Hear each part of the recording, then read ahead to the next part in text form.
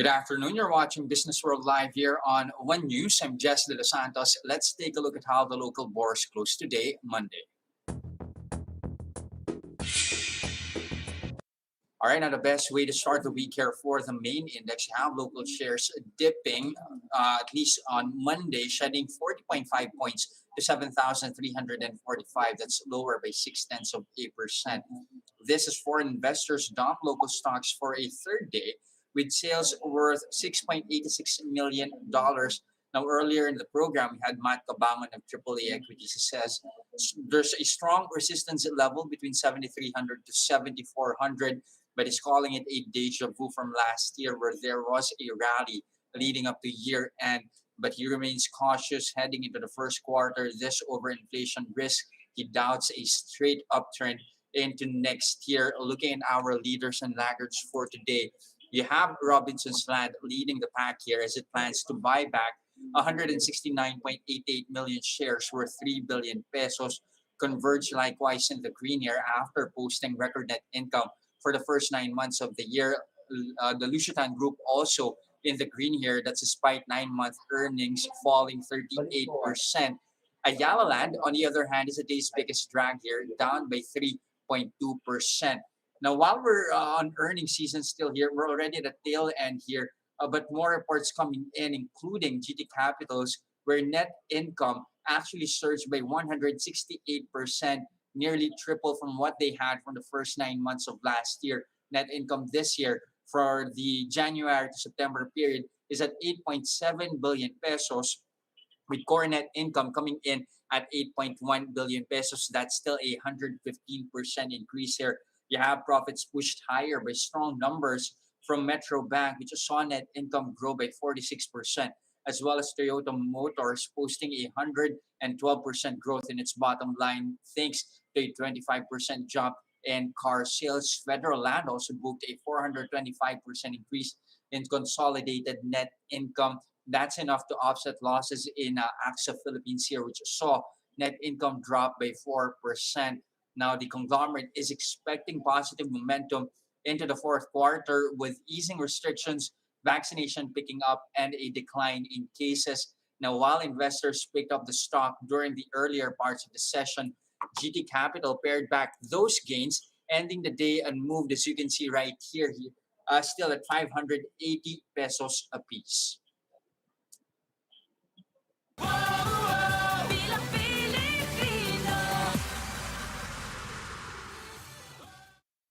Today's the deadline for substitutions for the 2022 elections, and some aspirants are filing for this at the last minute.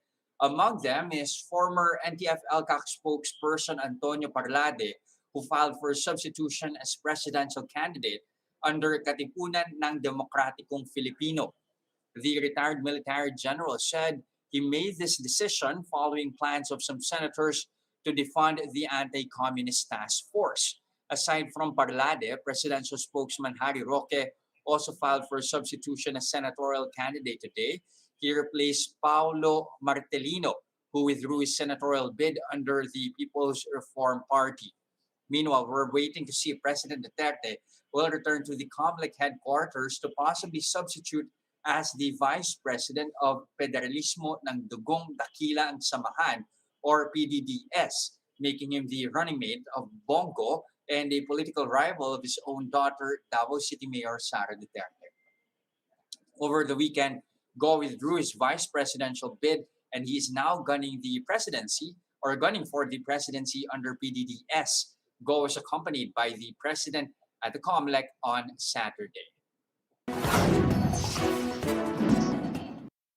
Here are other headlines we're keeping our eyes on. The Bureau of Treasury is set to offer peso-denominated 5-year retail treasury bonds with an aggregate amount of 30 billion pesos.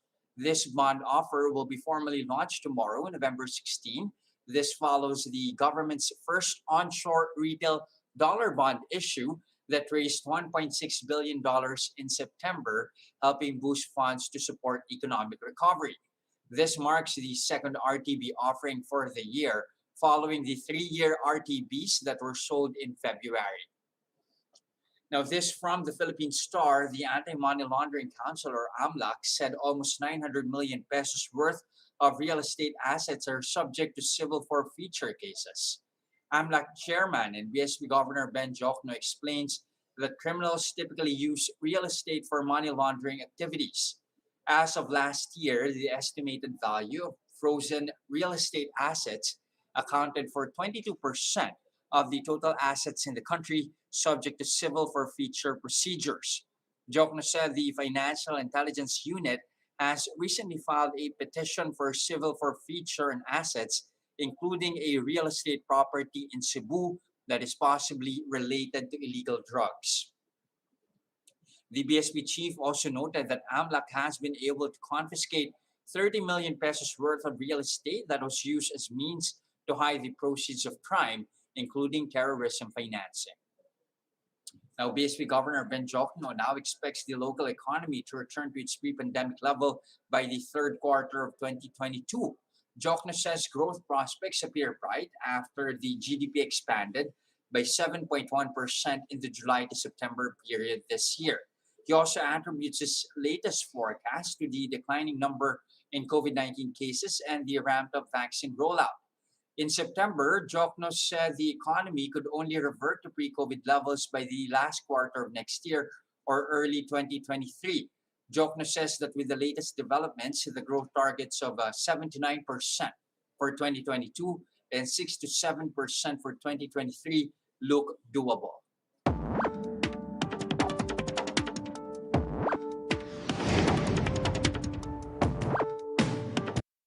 Is it a little too early to make that call, or are things really heading north from here? Let's get insights from Ronilo Balbieran, economics professor from the University of Asia and the Pacific.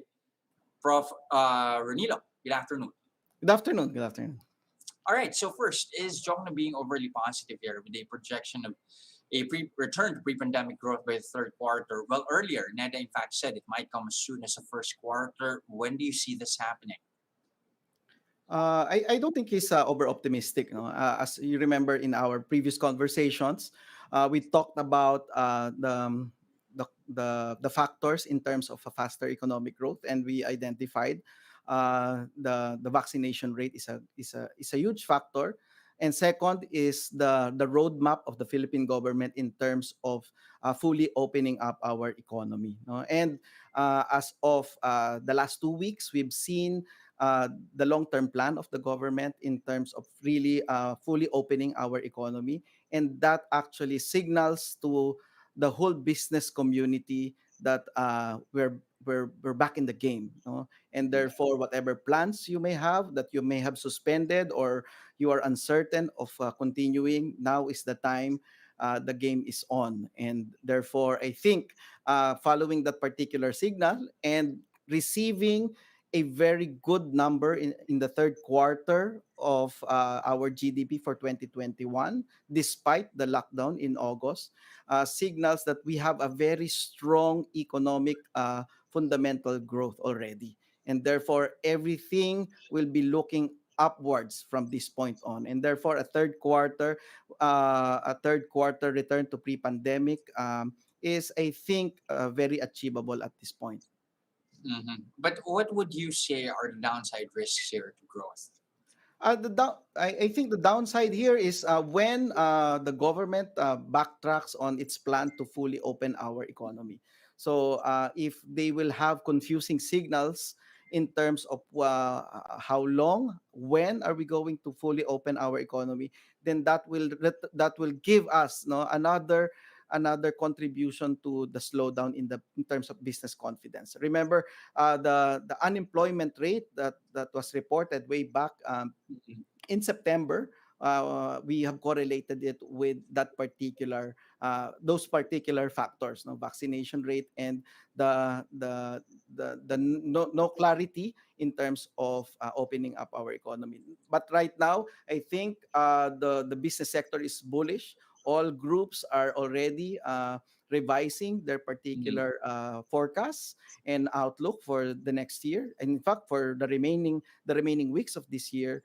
And so we have this sense of rejoicing among the business sector that they can now plot out their plans for the next couple of quarters. And therefore, that particular return, I'm assuming that Governor Jokno is referring to that levels of around 5 trillion pesos quarterly GDP levels, and that can be hit already by the third quarter. So I think I'm very bullish, and that's consistent with what we've been talking about. That Mhm. the sources of economic growth for the Philippines have been there. We've just Mhm. locked them down. No, so the consumption power of the families, of the teenagers, and now we are awaiting for the consumption power of the kids that Okay. greatly multiplies the family consumption expenditures. How much of a risk, though, to growth is inflation? I mean, more signs now pointing to the possibility that it's more than temporary, that it's likely to remain elevated heading into 2022. Well, in inflation, as we have said, no, in our call was correct when we were talking about it, that it was temporary, that the oil prices will see it high and then will eventually go down as demand and supply will eventually figure it out. No, so and now right now as we speak, actually, the oil prices in the international market is actually slowing down. No? So therefore, looking forward, the two fears, for example, the oil prices, and the number two, supply chain rearrangements, are actually now becoming less of a factor for an inflation risk, because we said that it takes a while for supply chain arrangement across multiple industries to figure out this interrelationship. But now I think we've gone a long way in terms of the supply chain and logistics, figuring out the more or less the outlook for the demand across industries from different industries, and therefore I think our supply chain arrangement would have would have normalized already, and therefore this supply chain or supply side driven inflation will be less of a risk coming to 2022. Okay, talking about oil, still you have talks on a possible suspension of fuel excise taxes still on the table over at Congress, but the finance department is warning that's going to threaten recovery. On one hand, it may boost consumption, but revenue will be cut. Your thoughts on that?